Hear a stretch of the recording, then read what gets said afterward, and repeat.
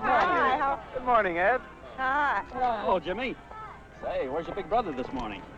Well, we let Steve take the morning off this morning, Ed. Oh, he stayed in bed, I guess, eh? Well, too bad he didn't make it. Well, nice to see you. Goodbye. Bye-bye. Bye.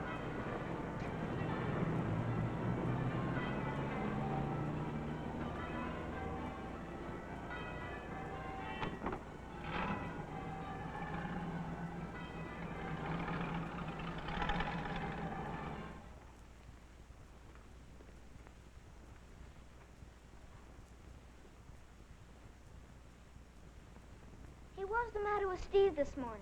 How come he didn't have to go to church when I did? That's something I'd like somebody to answer. Yeah. Jimmy, Steve had a late night. He's tired. Some excuse. Now, just you never mind. Dinner will be ready in about a half an hour. Okay, I'm going down the basement. Change your clothes.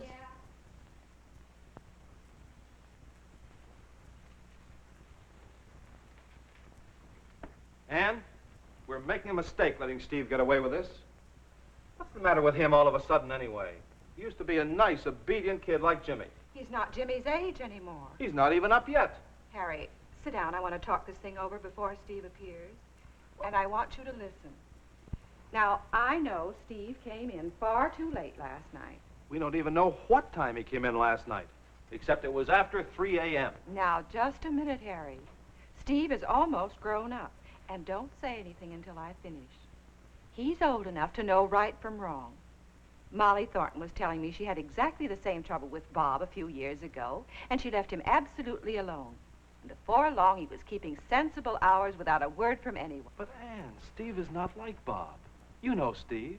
He'll drop his homework if one of the gang calls up. You're not showing much faith in your own son. That's nonsense. I'm worried about his schoolwork. Is he going to get through high school and go to college, or is he not? Well, right now, it doesn't look too hopeful. I'm telling you what he needs, and what every kid needs. He needs to be told what to do, and if he doesn't do it, we punish him. That's all there is to it. Harry, I remember you telling me how strict your father was. How you used to sneak out because you thought his rules were unfair.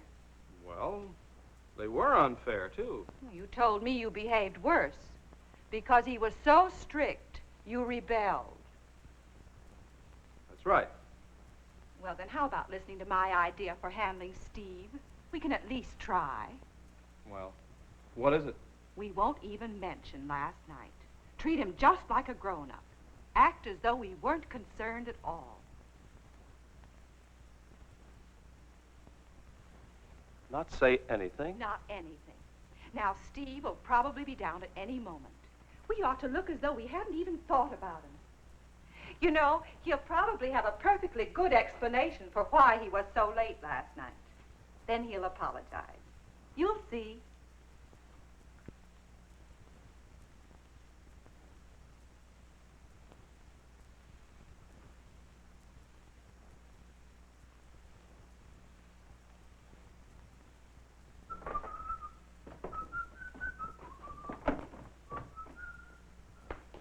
Hi, Dad.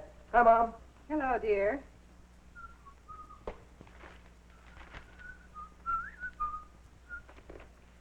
Say, Dad, I was wondering if I could use the car after dinner.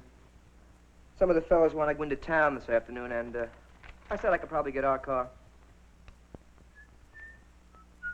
Hear me, Pop? Yeah, sure, son. I won't be using it. Thanks, Pop.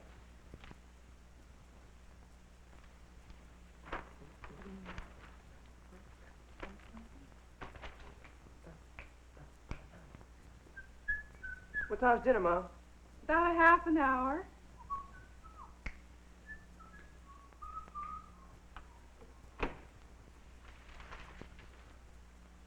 That was some explanation. Some apology he gave us.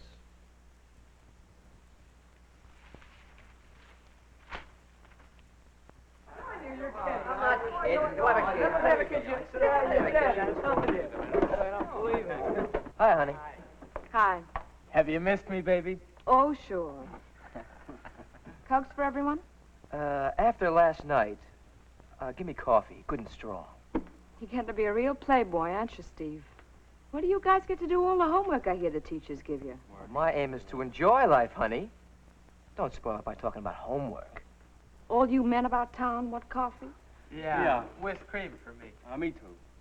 And a couple of donuts? Hey, I'll have a piece of that apple pie, Yeah, make Flo. it 2 apple pie, Flo. Hey, were your folks mad at you when you came in last night? Mine were. They were sitting up waiting for me. Started to yell at me right then and there. If you're not in by 10, they seem to think you're robbing old ladies or taking dope or something. You know what my dad said to me? He said he'd beat the tar out of me, but good if I ever stayed out later than 1 o'clock again. What does he think I am, an 8-year-old kid? Oh, I don't know. My folks and I had quite a talk this morning about staying out late. They understood why I stayed out late last night. But they pretty well convinced me it wasn't a good idea. Oh, come off it. You know what I'd do if my dad tried anything on me? I'd leave home. I wouldn't stand for it. Nobody's going to give me that stuff. Well, I don't mind a few rules, as long as they stay the same. The trouble with my dad is he doesn't know what he wants. He seems to change his mind every day.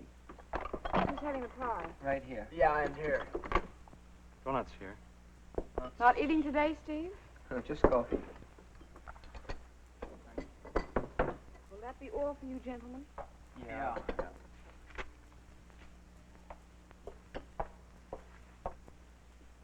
Say, I bet Flo'd be a lot of fun on a date. Oh, she wouldn't go with you. Oh, no? Oh, take this, kid. She'd sure cause a sensation if I took her to the Harmony Hop on the 21st. Say, you got a date for the dance, Steve? Oh, sure. I'll ask Jeannie. Oh, it's going to run into money, though. Let's see, tickets for 2, something to eat afterwards. Chipping in on the gas. Oh, that's really going to stretch my allowance. Yeah, it costs a lot of dough to go anywhere, practically. My dad can't understand why kids don't stay at home the way he did. But boy, he never makes it much fun for me to stick around. Yeah, it kills me. The way parents forget that you gotta have fun while you're young. You know, I figure that social is just about as important as anything you do.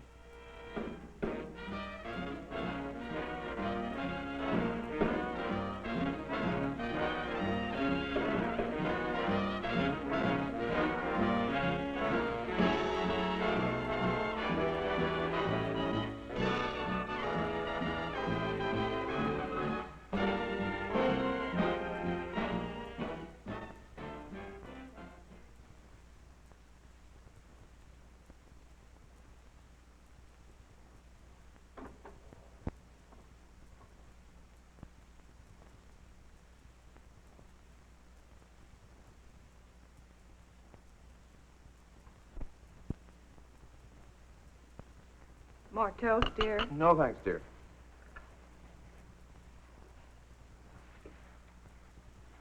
Was Steve up when you came down? Yeah, he was washing. He's gonna be late for school. Bye, Dad. Bye, Mom. Goodbye, dear. Enough is enough. Not one word have we said to Steve about the hours he keeps. And it's got worse every weekend for the last 3 weeks. Now it's on a weekday. It's 8 o'clock and he's not down yet. And no wonder. Heaven knows what time he got in this morning. And I'm not standing for this any longer. I know, Harry. I can't understand why he's so foolish. He must know better. I thought he'd come to his senses by himself the way Molly Thornton said Bob did. That's not the way to handle Steve, though. Look at his last report card and see how much he's learning. He doesn't seem to care about earning any money, just spending mine and having a good time. I know. I don't want to let him spoil his life. That's exactly what we're doing, though. And what gets me, he's so cocky. Comes and goes without a word to us. Seems to take all this for granted. There's something to be said for good old-fashioned discipline. Maybe you're right, Harry. I don't know what to do. I'll let you handle it this time. I'll straighten him out. Steve! Steve, do you hear me? Come down here right away. I want to talk to you.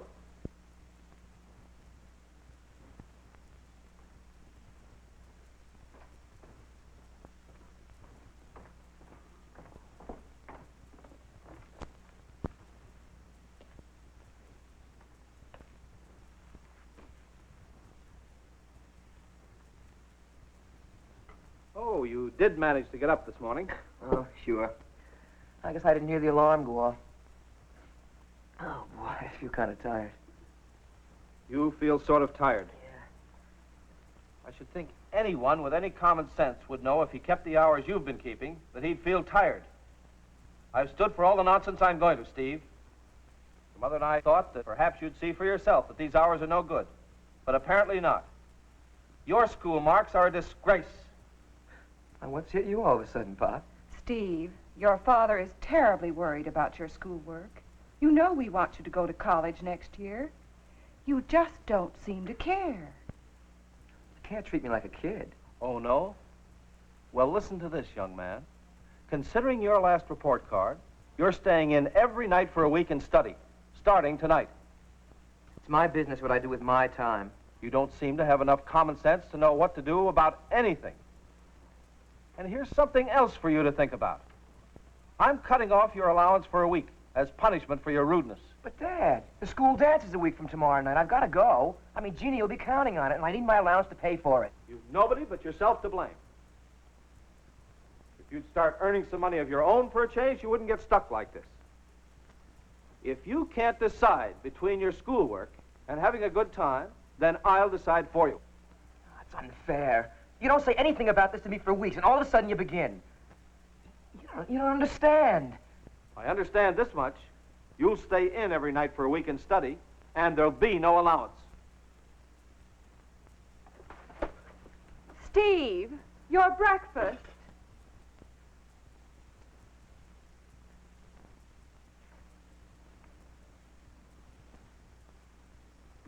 Has Steve asked you to the dance yet, Jeannie? No, but he'd better. I've just bought a dreamy new dress.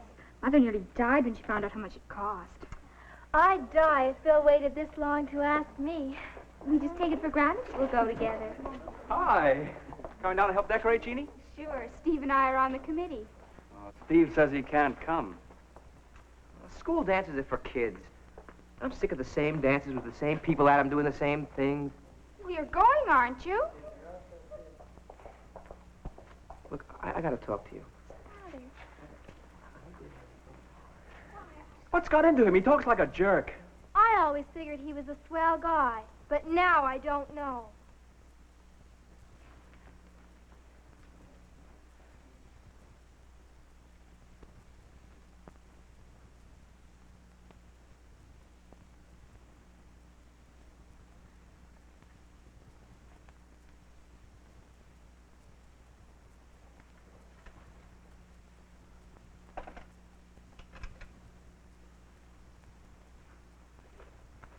You through with this? Yes, sure, son. Here, dear, I made you a cup of cocoa.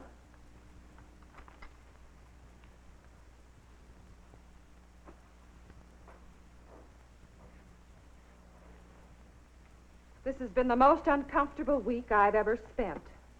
Why? What's the matter? You know perfectly well what's the matter. Steve hasn't spoken an unnecessary word to us since last Friday. It's been awful. Just sulking. He'll get over it. I don't like it. He's been humiliated. Wish we'd treated him more like an adult. That failed completely, as we found out. This punishment will do him a world of good. Something drastic was needed. Steve will be a different person from now on. He's different now, and I hate it. We've got to find a better way to discipline him. Why can't we talk things over with him? Try to make him realize why we're punishing him.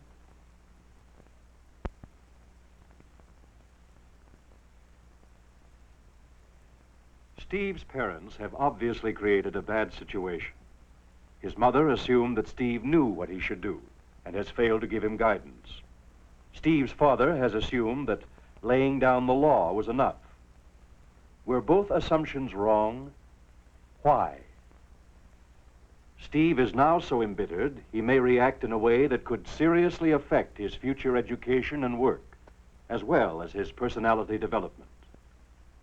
If you were Steve's parents, what would you do?